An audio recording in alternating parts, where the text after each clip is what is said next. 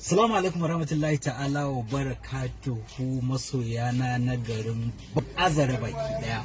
Sunana Adam ya zango kamar yadda kuka sani, albishirin ku mutanen Azare.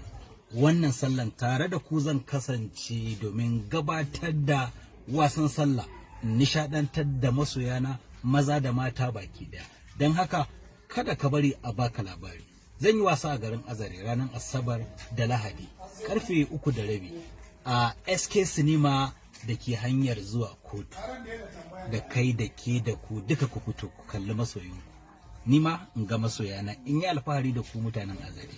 Sai kun zo. Sannan kuma kada ku manta, duk wanda zai shigo wannan guri ya tabbatar da ya shigo da mask ɗin shi saboda tsaro. Allah ya kai mu. Asabar da Lahadi karfe 3:30 a SK Cinema da ke hanyar zuwa kotu. Sai kun zo.